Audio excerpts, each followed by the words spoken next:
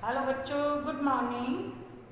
मैं चंद्रकांता आज आपको कक्षा 8वीं में महाभारत कथा का पाठ नंबर 1 उसके बारे में समझा रही हूँ। तो बच्चों ध्यान से सुनोगे, वीडियो देखोगे और समझने का प्रयास करोगे, बहुत अच्छी तरह से समझोगे। मैंने आपको कल ये जवाहरलाल नेहरू जी के द्वारा लिखी हुई पुस्तक है, तो इस उनके विषय में मैंने आपको कल अच्छी तरह से समझा दिया था, तो वो वीडियो आपने देख ली होगी। तो उसमें जवाहरलाल नेहरू जी ने ये पुस्तक कब लिखी थी, कहाँ लिखी थी, उनका जन्म कहाँ हुआ था, जन्म कब हुआ था, उनके पिता का नाम क्या था, उन्होंने पढ़ाई कहाँ से की थी, ये सब कुछ मैंने आपको समझा दिया था। तो आज हम उससे आगे, यानी इसमें जो लेसन नंबर 1 दिया हुआ है अहमदनगर का किला, तो बच्चों जो कल आपने पढ़ा ना, उसके जो प्रश्नोत्तर आप लिखोगे उसको भी पार्ट नंबर 1 में ही रखना है। वो भी आपका कल जो करा आपका पार्ट नंबर 1 ही है, और जो आज पढ़ रहे हो इसमें पार्ट नंबर 1 दिया हुआ है, अहमदनगर का किला इसका नाम है, तो ये भी आपको उसी में रखना है। पहले वो प्रश्नोत्तर सारे करोगे, उसके बाद ये आगे के प्रश्नोत्तर कर लोगे, तो पार्ट नंबर 1 के प्रश्न कुछ ज़्यादा हो जाएंगे आपके। तो आप बच्चों के पास यदि बुक है तो आप प्लीज़ अपनी अपनी बुक को खोल के बैठिए, मैं उसमें से आपको समझाती जाऊंगी। मैंने कुछ पॉइंट्स बनाए हैं लेसन के हिसाब से, तो मैं आपको उसी के अनुसार ही समझाऊंगी। तो सबसे पहले ये जवाहरलाल नेहरू जी जब अहमदनगर के किले में पहुंचे तब वो बता रहे हैं कि शुक्ल पक्ष का प्रारंभ हो चुका था। क्या बताया उन्होंने कि अहमदनगर के किले में पहुंचते ही अंधियारे आकाश में झिलमिलाते दूज के चांद ने हमारा स्वागत किया था, यानी शुक्ल पक्ष का प्रारंभ हो चुका था। ये होते हैं एक तो शुक्ल पक्ष, दूसरा कृष्ण पक्ष, 2 पक्ष माने जाते हैं 15-15 दिन के। तो एक तो शुक्ल पक्ष क्या होता है, जब चांद बढ़ना शुरू हो जाता है, ठीक है। तो फिर उसके बाद कृष्ण पक्ष कौन सा होता है, जब चांद मतलब जो है घटना शुरू हो जाता है। तब एक चांद जो बढ़ना शुरू होता है, थोड़ा सा बढ़ते हैं तो वो शुक्ल पक्ष शुरू हो गया, 1 2 3 4 5 हो कहते हैं, एक कम आज दूज आज तीज आज चौथ है। तो इस तरह से वो 15 दिन के बाद जो है पूर्णिमा आ जाती है, और पूर्णिमा के बाद कृष्ण पक्ष शुरू हो जाता है, जब चांद घटना शुरू हो जाता है, और फिर जो है वो अमावस्या आ जाती है, ठीक है। तो इस तरह से ये 2 पक्ष थे। तो क्या बता रहे हैं नेहरू जी कि जैसे ही वो अहमदनगर के किले में पहुंचे तो दूज के चांद ने उनका स्वागत किया और शुक्ल पक्ष का प्रारंभ हो चुका था। तब से ही चांद मेरा प्रेरणा स्रोत रहा, चांद से उनको प्रेरणा मिलती रही। जब वो किले में रहे थे तो चांद को देखते रहते थे, और चांद के निकलते ही मतलब उनको ये याद आ जाता था कि कारावास में 1 महीना और कम हो गया है, यानी महीने बाद चांद भी पूरा दिखता था। अब जैसे पूरा चांद दिखता तो उनको लगता कि आज तो 1 महीना और बीत चुका है। अब उन्होंने बताया कि चांद ही मेरे कैदी जीवन का स्थायी सहचर रहा था, यानी वो रहते चांद हमेशा उनके साथ रहा, स्थायी हमेशा रहने वाला, सहचर मैंने साथी, यानी हर महीने में चांद पूरा निकलता था, उसको देख के खुश हो जाते थे। जब मैं आया था जेल में तब भी इस चांद ने मेरा स्वागत किया था, और आज ये पूरा हो गया, यानी 1 महीना बीत गया है। अब चांद से ही उनको क्या प्रेरणा मिलती, उन्होंने कहा कि जैसे अंधेरे के बाद प्रकाश आना निश्चित है, पहले अंधेरा आता है फिर प्रकाश होता ही होता है, अब जैसे रात होती है तो रात के बाद दिन आता ही आता है, उसी तरह से दुख के बाद सुख का आना भी स्वाभाविक ही है, यानी निश्चित ही है। यदि आज दुख का समय है, कष्ट का समय है, यदि वो जेल में है, तो अहमदनगर के किले में थे तो मतलब कैदी जीवन जी रहे थे, तो अब उसके बाद जो है सुख अवश्य आएगा।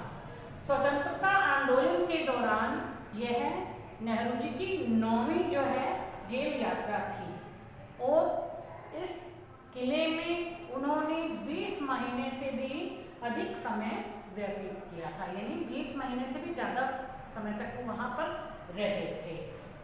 अब अहमदनगर के किले में वो कहते हैं कि समय का सदुपयोग बागवानी करके करते थे। तो उन्होंने अहमदनगर के किले में अपने समय का सदुपयोग कैसे किया, खाली बैठे बैठे सारा दिन तो मन नहीं लगता, तो वो क्या करते थे, वहाँ उबड़ खाबड़ सी जमीन थी, पथरीली मिट्टी, तो पत्थर जैसी जमीन उन्होंने क्यारियाँ बनानी शुरू कर दी। वो तपती हुई धूप में भी लगातार बैठे रहते थे, कई कई घंटे तक जो है क्यारियाँ बनाते रहते थे और कई कई घंटे बैठकर उन क्यारियों से वो फूल लगाते थे, उनको पानी देते थे। मतलब इस तरह से वो फूलों के लिए क्यारियाँ बनाने में समय व्यतीत करने लगे।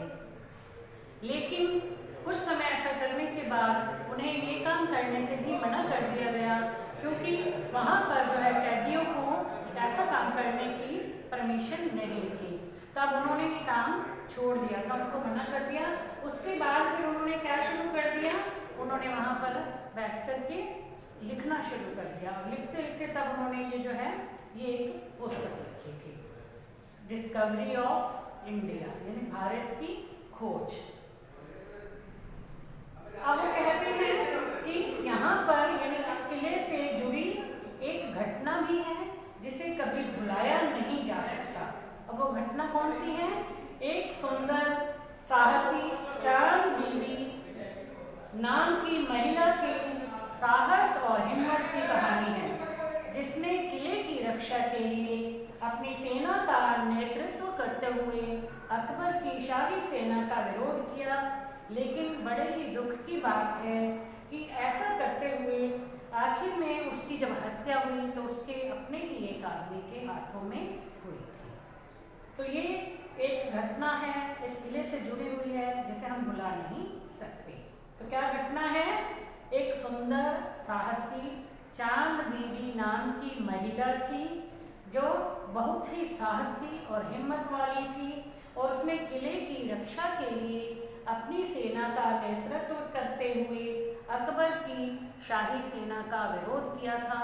लेकिन बड़े अफसोस की बात है कि अपने ही एक आदमी ने उसकी हत्या कर दी थी। अब आगे नेहरू जी बताते हैं कि पौधों को लगाने के लिए हमने जब वहाँ खुदाई शुरू की तो जमीन की सतह के बहुत नीचे दबे हुए पुरानी दीवारों, कुछ गुंबदों और इमारतों के ऊपरी हिस्से मिले। हम ज़्यादा दूर नहीं जा सके क्योंकि अधिकारियों ने इसके लिए मंजूरी नहीं दी थी, उन्हें आज्ञा नहीं दी थी, इसलिए वो ज़्यादा दूर नहीं जा सके। और हमारे पास उस समय साधनों की भी बहुत कमी थी, पर मैंने कुदाल छोड़कर कलम उठाने का निश्चय कर लिया था। मतलब जो क्यारियाँ बनाते थे वो छोड़ दी, अब लिखना शुरू कर दिया था। लेकिन जब तक मैं स्वतंत्र नहीं हो जाता और कर्म के द्वारा यानी काम करना, जो कहते हैं ना, वर्तमान को अपने अनुभव का, ज्ञान का हिस्सा नहीं बना लेता, तब तक पैगंबर की भूमिका अधिकृत नहीं कर ले सकता। तब तक मैं वर्तमान और भविष्य के बारे में कुछ भी लिखना नहीं चाहता।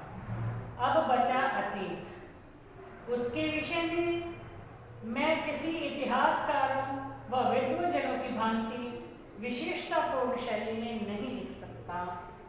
मेरी सबसे पहली प्राथमिकता है, यानी सबसे पहले मुझे क्या काम करना है, यानी क्या लिखना है, वो आज के विचारों और क्रियाकलापों के बारे में लिखना। आज के जो विचार हैं और जो काम हो रहे हैं, जो क्रियाकलाप चल रहे हैं, उनके बारे में लिखना। गैटी ने एक बार कहा था, इस तरह का इतिहास लेखन अतीत के भारी बोझ से एक सीमा तक राहत दिलाता है। यानी जो बीता हुआ समय है उसमें क्या हुआ क्या नहीं हुआ, उससे हम जो है मुक्ति पा लेते हैं। अब जो है अतीत का दबाव, अब दबाव होता है ना, नेहरू जी दबाव को क्या मानते थे कि दम को घोंटने वाला, यानी किसी व्यक्ति के ऊपर जब किसी बात का कोई दबाव पड़ जाता है तो बड़ा परेशान हो जाता है व्यक्ति, तो वो दबाव को दम घोंटू यानी दम घोंटने वाला मानते थे। वो कहते थे कि दबाव चाहे अच्छा हो या बुरा, दोनों ही तरह का कष्ट देता है, मतलब दोनों तरह का दबाव हमें कष्ट ही देता है, विशेषकर उन व्यक्तियों के लिए जिनकी जड़ें बहुत पुरानी सभ्यताओं में निहित होती हैं, जैसे भारत और चीन की सभ्यता है। अब नेहरू जी आगे क्या बता रहे हैं कि मेरे मन में बहुत से प्रश्न उभरने लगे विरासत और उत्तराधिकारी के मसलों पर। फिर वो सोचते हैं कि आखिर मेरी विरासत क्या है, क्या विजयों का उल्लास और खुशी, मतलब जो हमने जीत हासिल की है, जो उससे खुशी मिली है उसकी, या जो पराजय हमारी हार हुई थी उसकी दुखद पीड़ा, या मानव के हैरतगंज यानी हैरान करने वाले साहसिक कार्य, मतलब मेरी विरासत क्या वो ये सोच रहे हैं। तो 3 बातें बता रहे हैं कि जब हमारी जीत होती है तो उससे मिलने वाली खुशी, या जब हमारी हार होती है तो उससे मिलने वाला दुख, या मनुष्य के हैरान करने वाले साहसिक कार्य, ये मेरी विरासत है। हम भारतीयों की विरासत में एक विशेष बात है जो अद्भुत नहीं है, क्योंकि कोई भी व्यक्ति औरों से बिल्कुल अलग नहीं हो सकता। कोई व्यक्ति है कि जो स्पेशल है, मतलब कोई ना कोई ऐसी बातें होती हैं जो सब में एक ही जैसी हैं, और वो क्या है कि सभी में एक ही लाल रंग का खून बहता है, सभी एक ही ईश्वर की संतान हैं। तो ये सब हैं। वो कहते हैं कि कोई व्यक्ति औरों से बिल्कुल अलग नहीं हो सकता, क्योंकि हमारे खून, मांस और अस्थियों में समाई हुई इसी विशेषता के कारण हमारा वर्तमान रूप बना है और भावी रूप बनेगा। इसी विशिष्ट विरासत का विचार और वर्तमान पर इसे लागू करने की बात एक लंबे समय से मेरे मन में है, और मैं इसी के बारे में लिखना चाहता हूँ, लेकिन विषय की कठिनाई और जटिलता से डरा हुआ हूँ। मुझे लगता है कि केवल सतही तौर पर मैं इसका स्पर्श कर सकता हूँ। तो ये आपका पहला पाठ था। अब इसमें जो प्रश्न देखो बच्चे, नेहरू जी के बंदी जीवन का स्थायी सहचर कौन था? तो नेहरू जी के बंदी जीवन का स्थायी सहचर चांद था। उससे उन्हें क्या प्रेरणा मिली? उसे देखकर उन्हें प्रेरणा मिली जैसे अंधकार के बाद प्रकाश आता है, उसी तरह से दुख के बाद सुख भी निश्चित रूप से आएगा।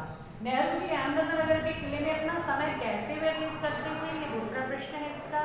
तो नेहरू जी अहमदनगर के किले में अपना समय व्यतीत करने के लिए वो बागवानी करते थे और कई घंटे तक तपती धूप में बैठकर फूलों के लिए क्यारियाँ बनाते रहते थे। बच्चों इसमें दिया हुआ है, आपको सिर्फ वर्डिंग चेंज करके अपनी भाषा में इसको लिखते रहना है। तीसरा है अहमदनगर किले से जुड़ी घटना जो आज भी याद की जाती है। वो घटना है सुंदर साहसी चांद बीबी नाम की एक महिला की हिम्मत की कहानी, जिसने किले की रक्षा के लिए अपनी सेना के का नेतृत्व करते हुए अकबर की शाही सेना का विरोध किया था। लेकिन बड़े अफसोस की बात रही कि अपने ही एक आदमी ने उसकी हत्या कर दी थी। तो ये तीसरे प्रश्न का उत्तर था। अब चौथे प्रश्न का उत्तर में तो नेहरू जी अपनी विरासत किसे मानते थे? वो किसे मानते थे अपनी विरासत? मानव के हैरान करने वाले कार्य और साहसिक कार्य भी, मानव के जो ऐसे साहसिक कार्य मानव ने कर दिए जिन्हें देखकर के हम बड़ा आश्चर्य होता है कि ऐसा भी मनुष्य कर सकता है। तो वो जो काम थे वो उनको अपनी विरासत मानते थे। फिर पांचवा है दबाव के। नेहरू जी ने वर्तमान और भविष्य के बारे में कुछ खास क्यों नहीं लिखा था? उन्होंने कहा था ना कि जब तक मैं स्वतंत्र नहीं हो जाता और कर्म द्वारा अपने वर्तमान को अपने अनुभव का हिस्सा नहीं बना लेता, तब तक मैं वर्तमान और भविष्य के बारे में कुछ भी नहीं लिखना चाहता। फिर प्रश्न 6 है दबाव के बारे में नेहरू जी के क्या विचार थे? दबाव को नेहरू जी दम घोंटू मानते थे। दबाव अच्छा हो या बुरा, दोनों ही तरह का कष्ट देता है, विशेष करके उन व्यक्तियों को जिनकी जड़ें बहुत पुरानी सभ्यताओं में निहित हैं, जैसे भारत और चीन की सभ्यताएं। प्रश्न 7वां, नेहरू जी भारतीयों के विरासत की कौन सी विशेष बात का अनुभव करते हैं? कौन सी विशेष बात है? भारतीयों के विरासत की जो विशेष बात है वो ये है कि कोई भी व्यक्ति औरों से बिल्कुल अलग नहीं है। ठीक है, अलग हो ही नहीं सकता है, क्योंकि उनके खून मांस और अस्थियों में ये विशेषता समाई हुई है। मतलब सब में एक ही तरह का रक्त बहता है, एक ही तरह की शरीर की बनावट है, एक ही ईश्वर की संतान है, तो सब मनुष्य एक जैसे हैं, उनमें कोई भेदभाव नहीं, कोई भी औरों से अलग नहीं हो सकता। तो ये आपके जो हैं ये 7 प्रश्न जो आपको इस लेसन में सीधे सीधे मिल रहे हैं, लेकिन आपको वर्डिंग चेंज करके उसे अपनी भाषा में बना करके कॉपी में लिखना है। तो बच्चों आज के लिए इतना ही। अगला जो काम है वो मैं आपको नेक्स्ट वीडियो में कराऊंगी। Thank you.